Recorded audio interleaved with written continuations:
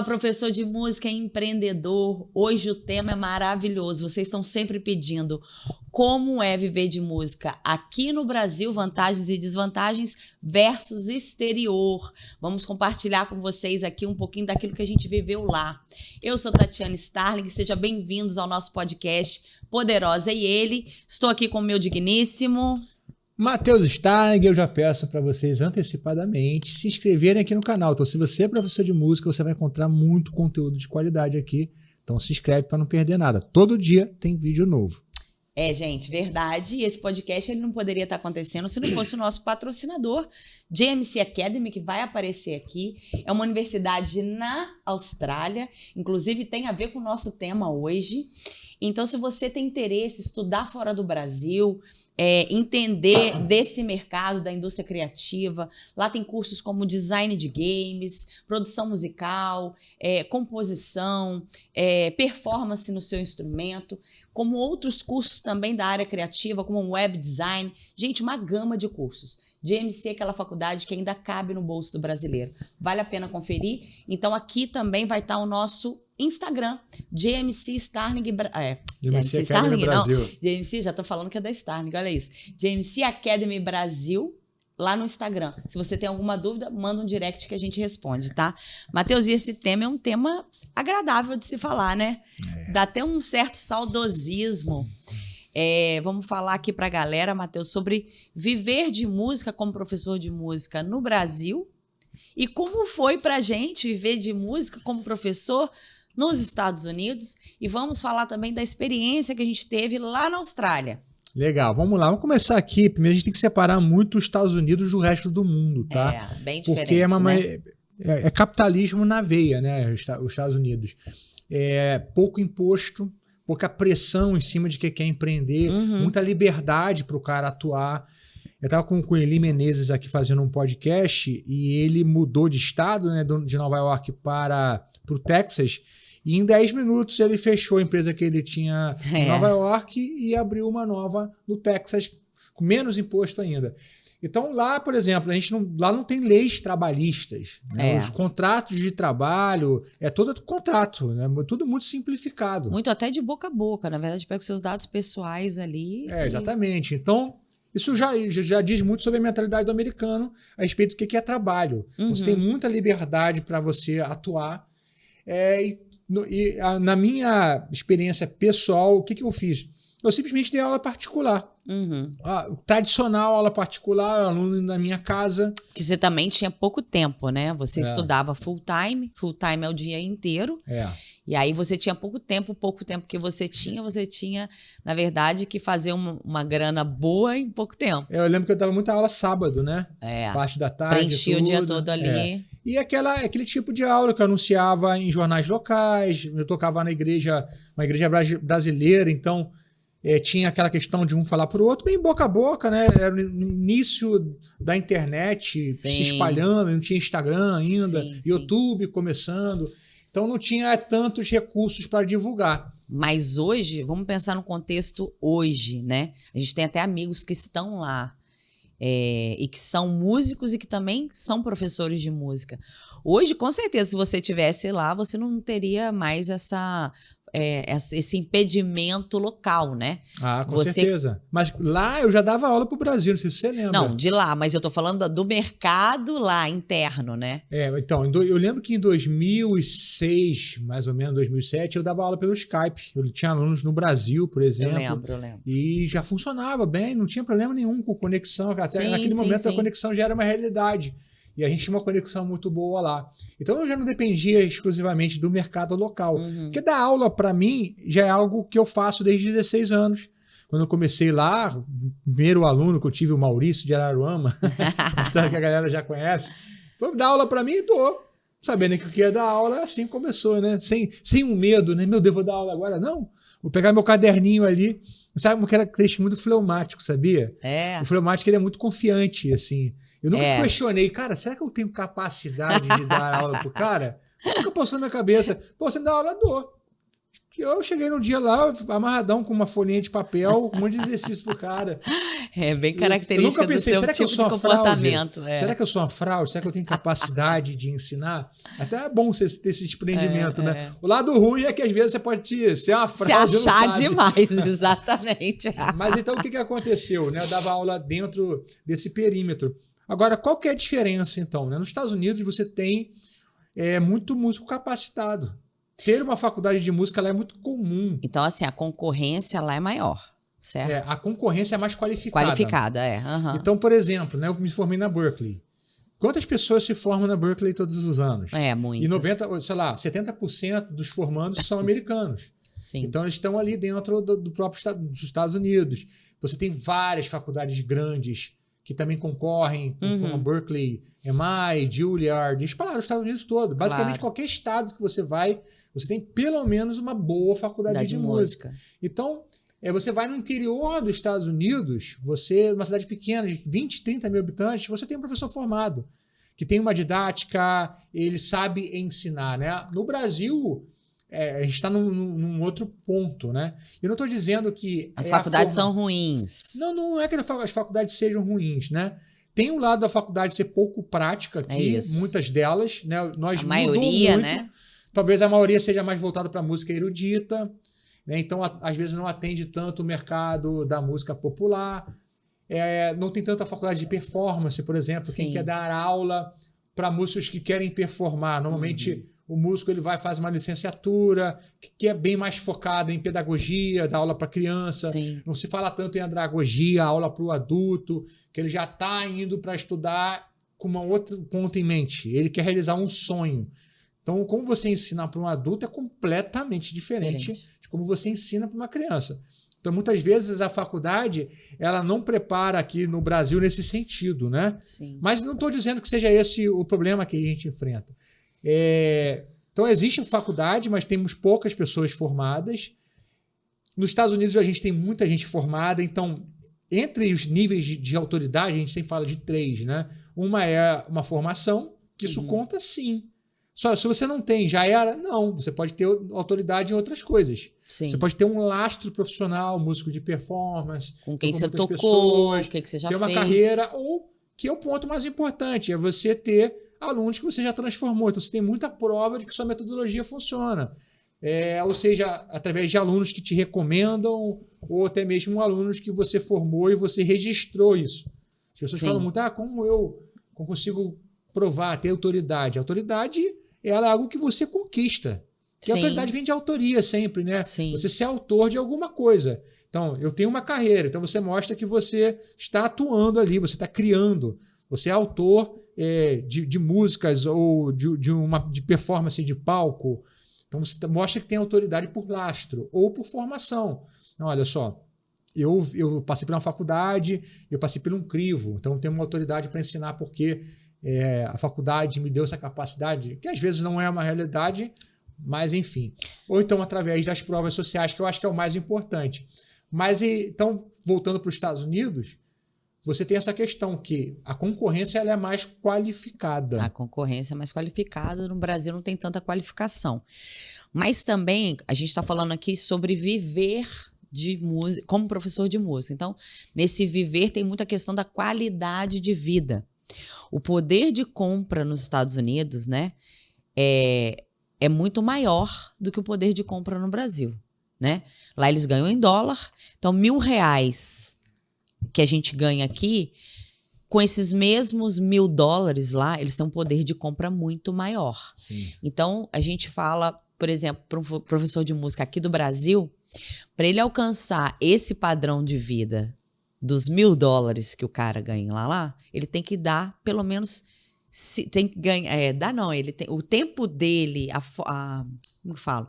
O nosso dinheiro é 5 vezes inferior, mas não estou falando nem da proporção? Da proporção da moeda. Eu tô falando mesmo do que os $1.000 compra que os R$1.000 aqui compra. Sim. A diferença é muito grande. Então, aqui o cara tem que trabalhar, talvez, 2 vezes a mais ou 3 vezes a mais para comprar aquelas mesmas coisas. Então, acho que isso também pesa. Não, pesa muito. Então, os Estados Unidos ele tem essa vantagem de que você não tem tanto imposto sobre o produto. Sim. Não, você tem o imposto que você paga na ponta, né? Ele não está embutido, mas você vê o imposto. O imposto sobre o produto lá é pequeno. Né? Então, o que 8% no estado de Massachusetts. No Brasil você tem imposto em 30%. No estado você tem um produto, ele vai para a prateleira lá com 100% de imposto. De imposto. Então, ele fica 100% mais caro. Quanto mais imposto você tira, obviamente vai ficar mais barato. Então, nos Estados Unidos tem muito essa questão. Então, é óbvio que viver de qualquer coisa nos Estados Unidos é mais fácil. Sim. Apesar de você ter mais concorrência, a vida ela é mais fácil porque você tem menos imposto, você tem um país desenvolvido. O poder financeiro lá da moeda é maior perante o custo das coisas. Sim. Pode continuar. Não, o que eu estou dizendo é isso. Viver de qualquer coisa nos Estados Unidos é mais fácil. Por mais que a concorrência seja maior, quando você equipara isso e põe na balança, você vive com $3.000 lá bem. Você vive como um solteiro, um cara solteiro. Tô dando aula de música, está começando agora. Você não vai ter dificuldade de fazer $2.500, $3.000, tá? Dando aula, você dando 20 horas de aula por semana. Isso eu não estou falando nem para um cara que está empreendendo, que está fazendo e-book, vídeo aula. Estou falando um profissional tradicional comum, na cidade pequena. Sim. Para ele é comum fazer $2.500, $3.000, $4.000. E para uma pessoa que é solteira, você vive bem nos Estados Unidos com isso. Por quê? Ter um celular, um iPhone 13... Você não compra. Aqui é 10, 11, 12, 13 mil reais. Lá é um plano do celular. Exato. Lá você não compra igual a gente vai aqui e compra o celular. Lá você paga o plano da operadora. Você ganha o celular. Você fala assim, vamos fechar um plano com a AT&T aqui de 5 anos. A cada 3 anos você pode pegar um iPhone novo. Muita coisa muda, né? A mentalidade desse país é muito diferente da mentalidade do Brasil. Vamos aproveitar nessa mesma linha, vamos falar um pouquinho da GMC, que já é diferente do Brasil e é diferente também dos Estados Unidos. Então, no Brasil, na verdade, é um lugar onde a gente tem muito imposto, o poder de compra é menor em relação ao nosso real, ao preço das coisas na prateleira. Os Estados Unidos, mas a concorrência aqui não é tão qualificada. Então, se você se qualifica, você já sai um pouco mais à frente. Nos Estados Unidos, a concorrência é bem mais qualificada, mas o poder de compra lá é maior com o salário que você faça, independente de quanto. Conta um pouquinho do que você acha nesse mesmo assunto sobre a Austrália. Tá, deixa eu só também fazer um adendo para achar que tudo é mais de flor nos Estados Unidos. Lá, por exemplo, o acesso à saúde é muito mais complicado. Sim. Né? Agora, por exemplo, eu vou dar um exemplo do Eli Menezes, que teve aqui.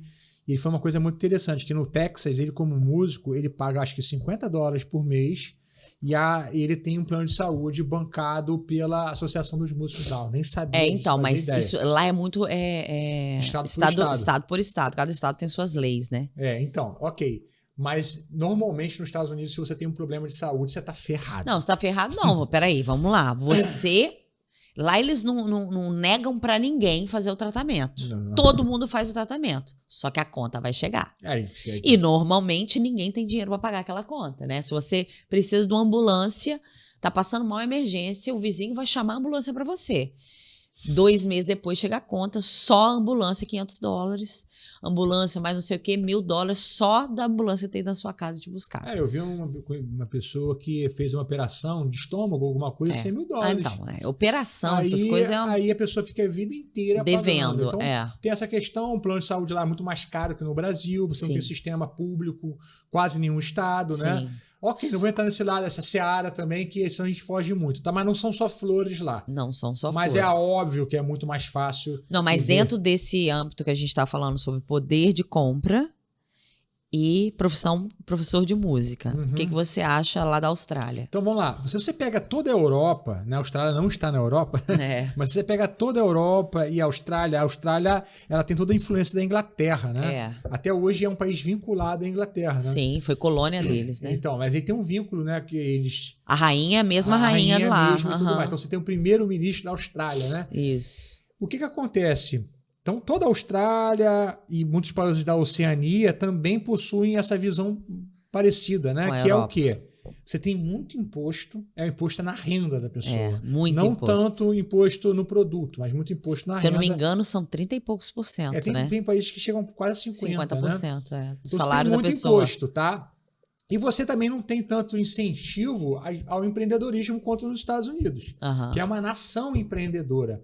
Tanto que na própria Europa, muitas pessoas ficam mudando para países próximos, que é tudo pertinho, sim. porque um país específico tem mais incentivo do que o que está do lado, né? Tem aquelas pequenas fugas ali, uma empresa ali, o cara ele se situa ali para tentar fugir de algumas coisas, também que é um outro assunto.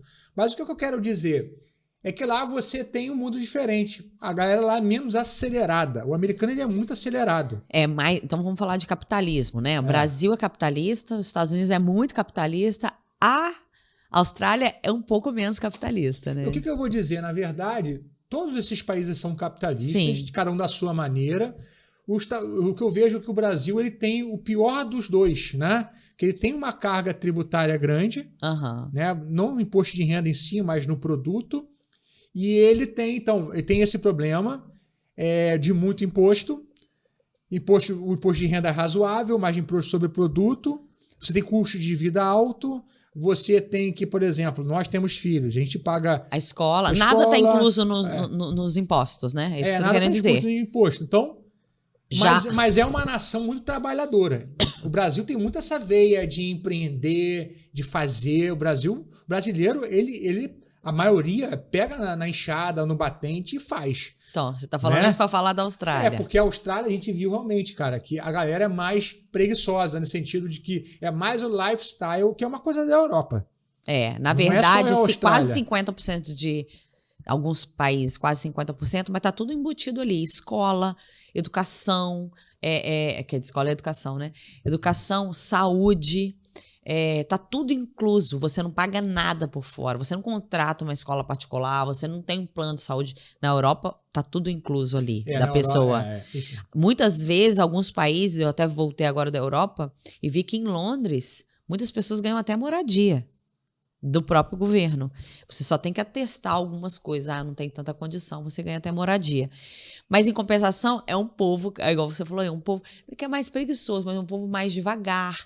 Tanto é que a gente vê o reflexo disso lá na GMC, né?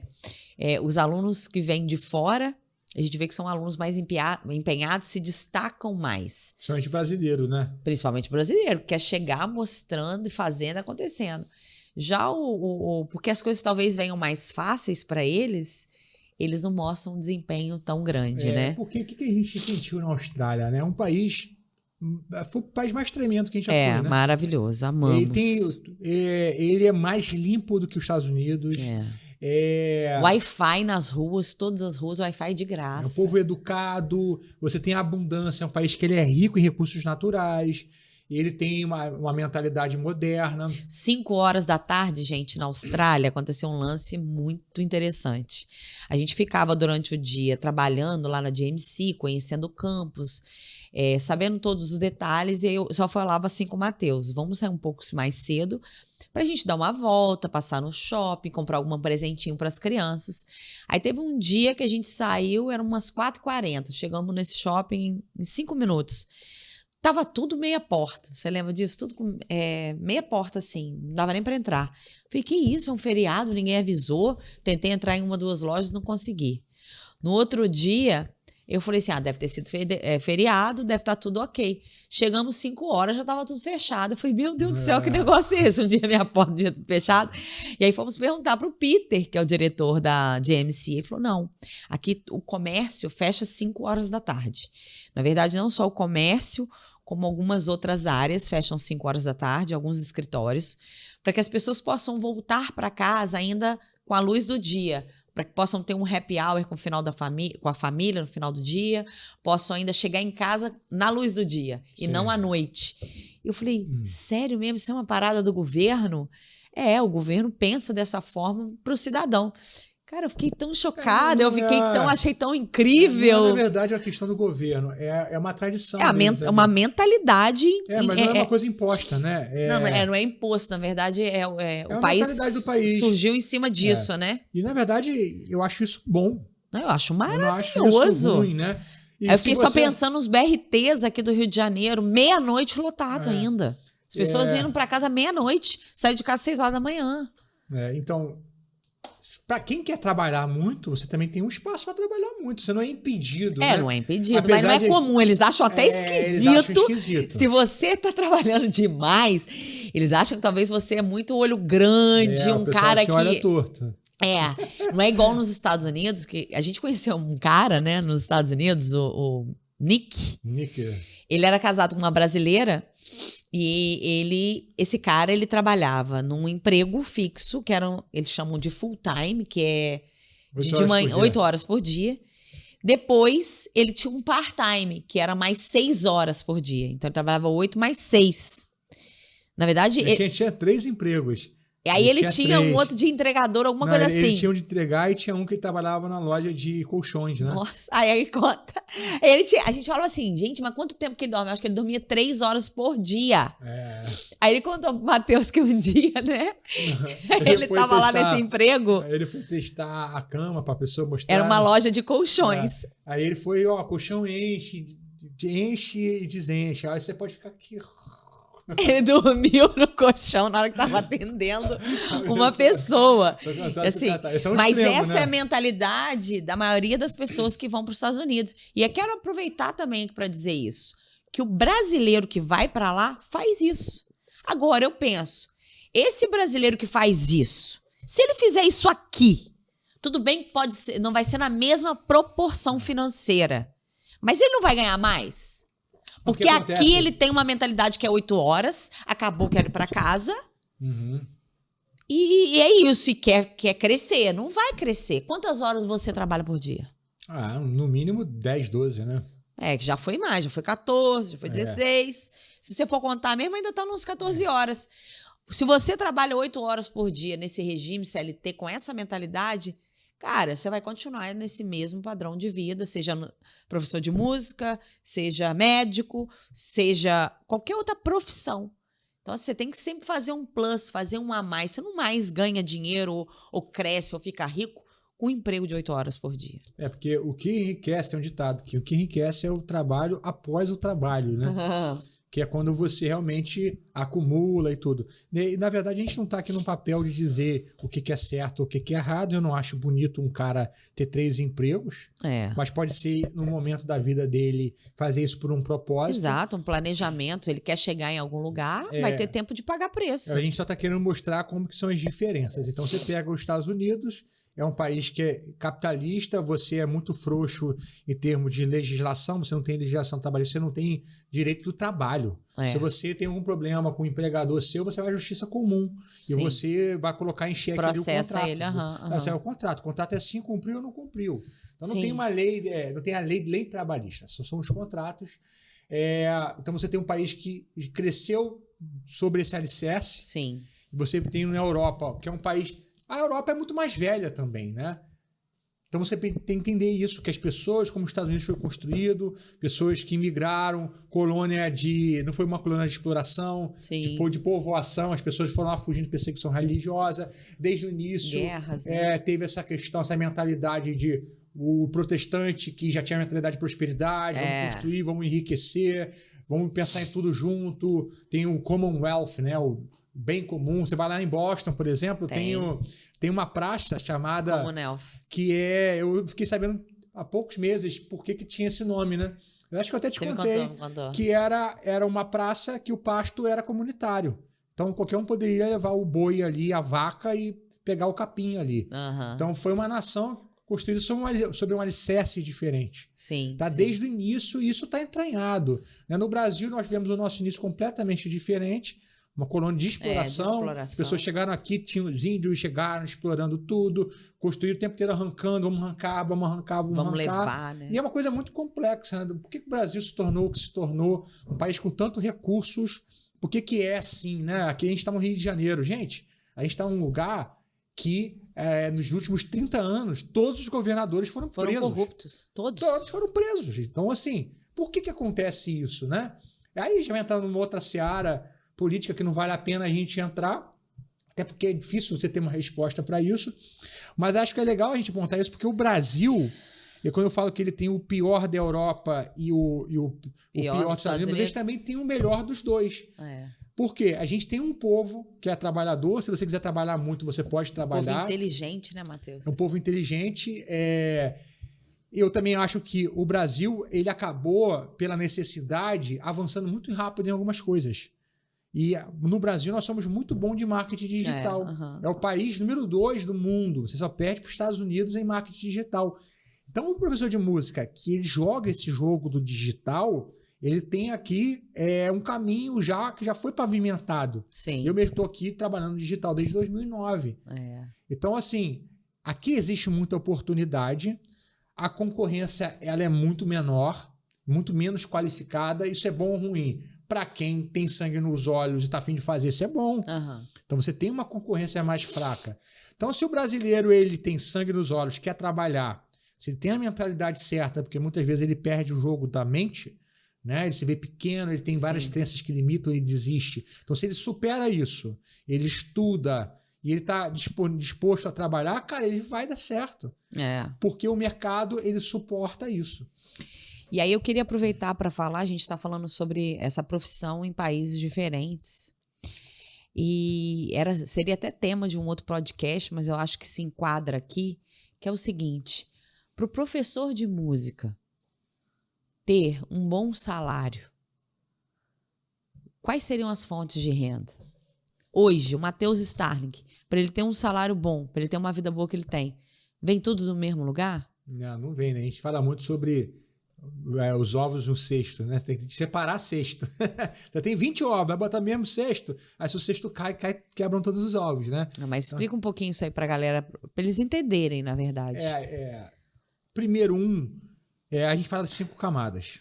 Camada 1 é a aula particular na tua cidade, vinculada à troca de hora por dinheiro e à tua região. Você tem um limite ali, que se na tua região você paga R$150 por mês, você é o cara que cobra mais caro, você vai ficar a vida inteira se baseando na mensalidade de R$150 por mês.